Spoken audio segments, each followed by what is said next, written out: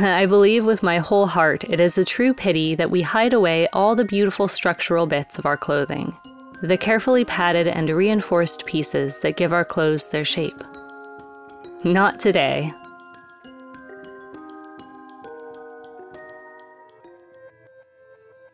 I tile printed and taped together the pattern for this 1630s bodice from 17th century women's dress patterns, Book 1. This bodice consists of a structural foundation with a silk body mounted on top. I was particularly inspired by the layer of sheer conservation organza and mesh that have been added to the more eroded parts of this bodice. I cut the first layer of the foundation from black cotton bobinette.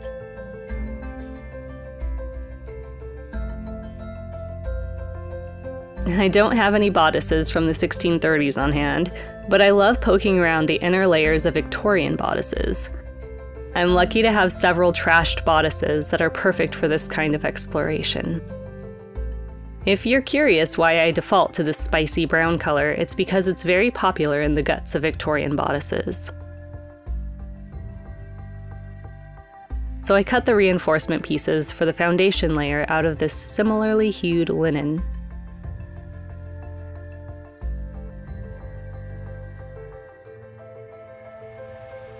I basted them in place.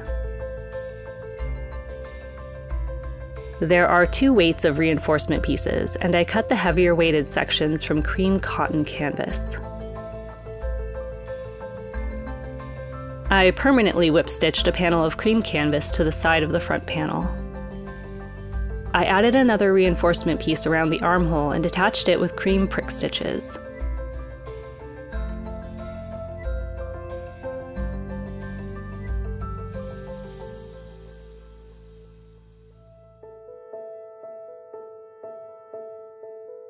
I pad-stitched the cotton canvas up the side of the back panel of cotton bobinette. I whipped the unpadded edges down to the bobinette. I ended up taking most of this out. The bottom got an additional bit of reinforcement.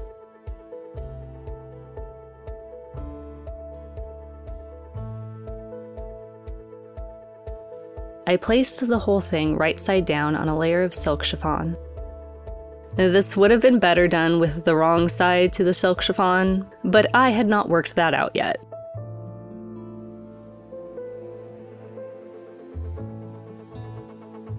The whip stitches were just too busy, so I took them out and prick stitched around the perimeter of the reinforcement pieces with cream thread.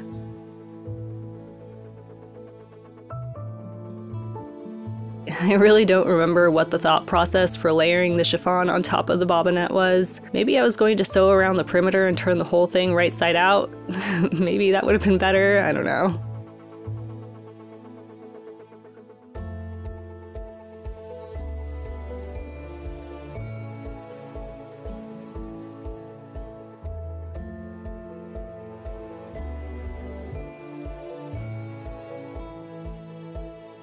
I did finally realize I wasn't going to do that, so I removed the basting and switched the chiffon to the outside so that the reinforcement is sandwiched between the chiffon and bobinette, and basted that in place.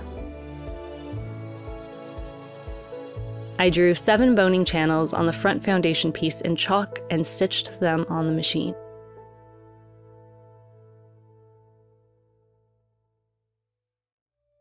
I considered many boning options for this. All of my Victorian bodices and the original 1630s piece are boned with baleen, and in all of my Victorian bodices the baleen is blackish. I considered the plastic boning from Burnley and Trowbridge, but the plastic sort of shined through the fabric, so no.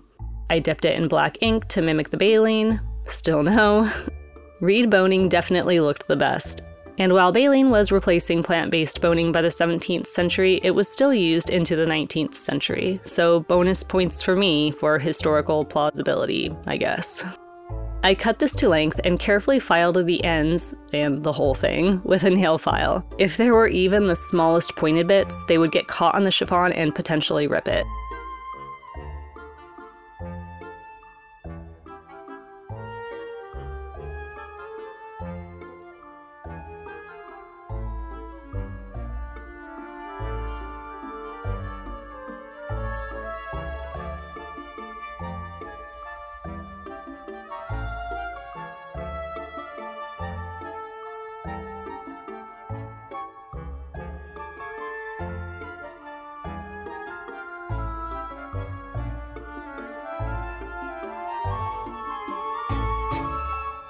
The 1630s piece has horizontal boning on the back foundation panel. I prefer the boning of Victorian bodices, so I added 3 strips of boning to my back panel, 1 at center back and 2 sort of radiating outward. You can't tell me all this stuff isn't interconnected.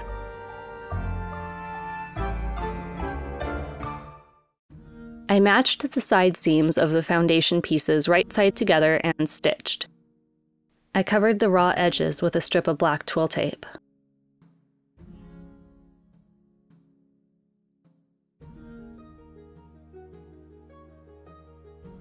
There is a small laced panel connecting center front of the foundation piece. I cut this out of the bobinette and chiffon. I sewed 3 sides of the piece on the machine.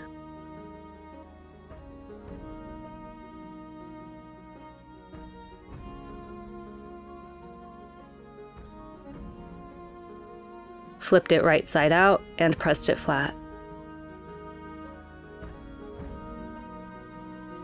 I inserted a piece of twill tape and pushed it to the closed edge. I basted it in place. I stitched a line right to the outside of the twill tape. I inserted the boning and stitched right up alongside of the boning to enclose it using a zipper foot. I added 4 hand-sewn eyelets to the twill tape edge.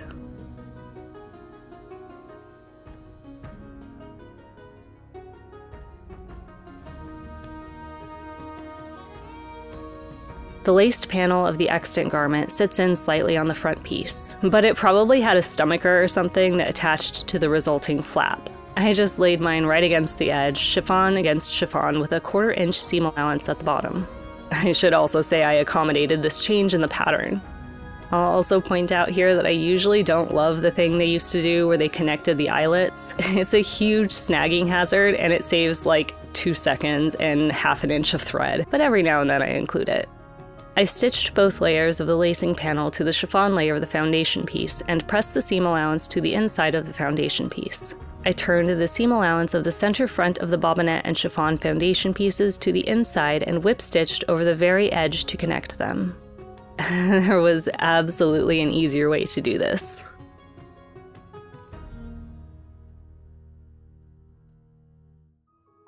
I'll just say that I wasn't sure how I was going to mount this to an exterior piece, or even exactly how I was going to make the exterior piece. There was a lot of designing through making and stepping back and pondering and using the lived experience of making to inform the next steps of this project. So some of these steps could have been more concise or done slightly differently. It's fine. It all worked out.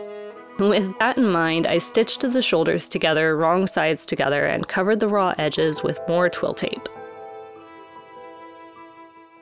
Hello, it's me, Editing Jess. I just wanted to step in at this point because I cannot stress enough how much I stressed out over what to make this outer layer out of. I mean, it's tulle, right? That's the whole reason that I was attracted to this piece to begin with, is because in the x-ray it looks like tulle, and you really get this sense of it's there but it's not there quality that tulle has, the weightless volume that it has, and you can see all the beautiful structure through it. Like, that's the whole reason that I wanted to make the piece, is because it looks like tulle. But I used such nice materials on the inside and it just seemed very heretical to make the outer layer out of like plastic tulle essentially. So I went through every option that I could possibly think of. I actually made this entire jacket out of cotton bobinette and organza. It just didn't work out. You couldn't see through it and you couldn't see that structural layer underneath, which was the whole purpose of this. Yeah, I'm not going to spoil it too much because it's going to get its own video at some point, but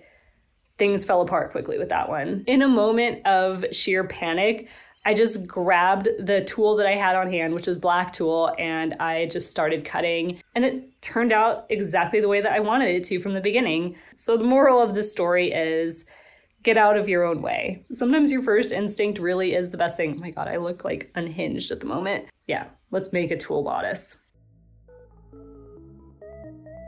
I extended the length of the bodice by 4 inches just to work better proportionally with the shirt underneath. I found the best way to mark the twill was to actually mark the table beneath it and use that as a guide.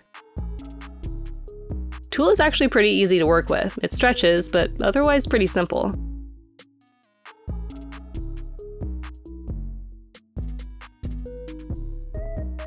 The bodice has 3 gores on each side of the center front hem.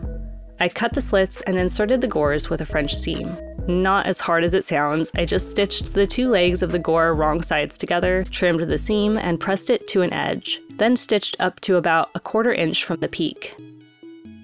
I then folded the 2 legs together, threaded a needle with each of the outer tails of stitching, and used them to stitch a peak to about 1/4 inch past the original gore point. I let this be the right side to really play up the sort of inside-out quality of the bodice. I attached each back panel to the appropriate side seam with another inside-out French seam. I attached the left and right body pieces at center back.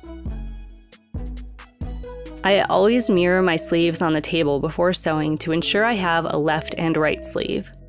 These are 2 panel sleeves, so I first connected all the panels with French seams.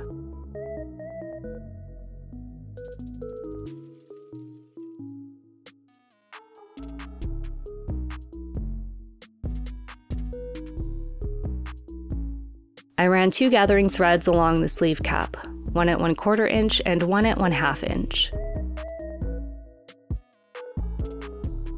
There is also a small gathered section at the sleeve hem.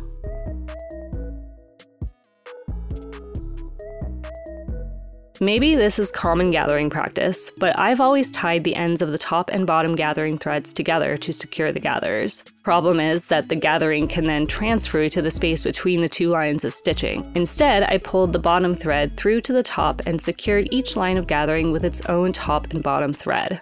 Worked like a charm, and I'm pretty pleased with myself. Anyway, I gathered that little bit on the sleeve hem, then double folded the tulle at the sleeve hem and edge stitched to create a drawstring channel.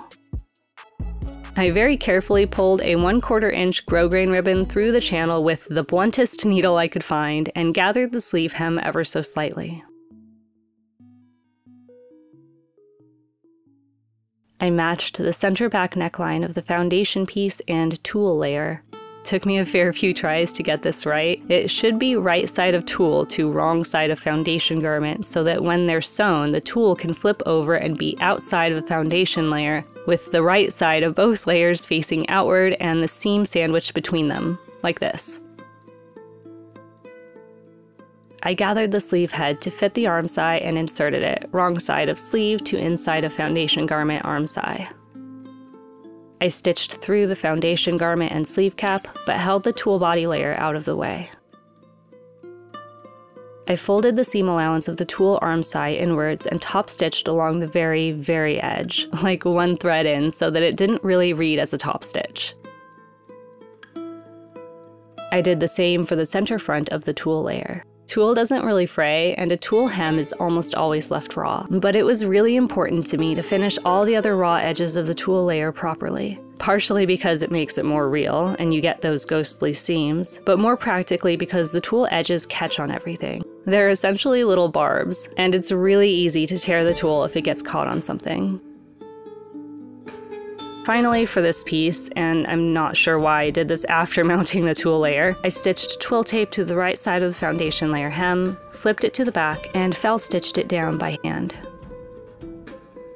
Okay, one last thing. Remember the shirt this is going with is only a shirt, so I needed a skirt to go under, and not my mom's 80s slip I put under it for the reveal, but I did like that look, so I cut a simple skirt, yes, just my sloper set from university, out of leftover silk satin from the jacket I made a couple of years ago.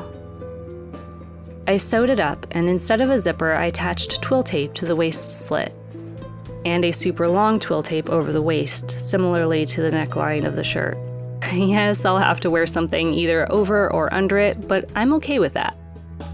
Finally, and yes, finally, I stitched a length of this vintage black cotton lace to the hem, with the raw hem edge to the outside. The lace was a bit longer than the circumference of the hem, so I doubled the lace where it was too long to keep it intact.